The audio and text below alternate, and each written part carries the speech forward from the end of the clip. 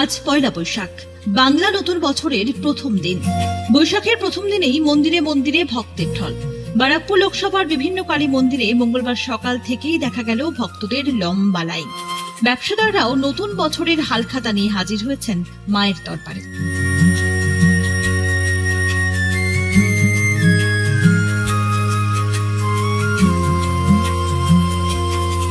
পয়লা বৈশাখে পুরনো হিসেব নিকেশ চুকিয়ে হিসেবের নতুন খাতা শুরু করেন ব্যবসায়ীরা। খাতায় সিঁদুর দিয়ে স্বস্তিক চিহ্ন এঁকে শুরু হয় নতুন হিসেব। হালখাতা করানোর সেই রীতি এখনো চলে আসছে। তাই নববর্ষের সকালে মন্দিরগুলিতেও দেখা গেল হালখাতা পুজো করানোর চেনা ছবি।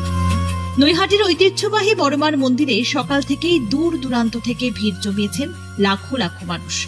সকলের প্রার্থনা একটাই, নতুন বছর ভালোভাবে কাটুক।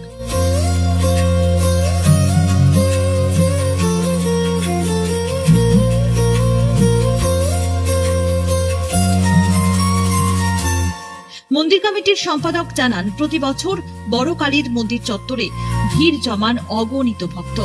এই বছরও তার অন্যথা হয়নি। অন্যদিকে শ্যামনগরের বহু প্রাচীন ব্রহ্মময় কালী মন্দিরেও সকাল থেকে দেখা গেল ভক্তদের ভিড়।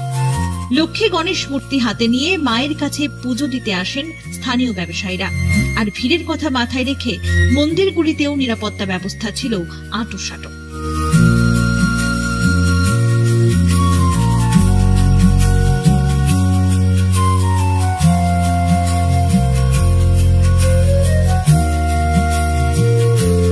ব্যুরো রিপোর্ট, নজরে কলকাতা।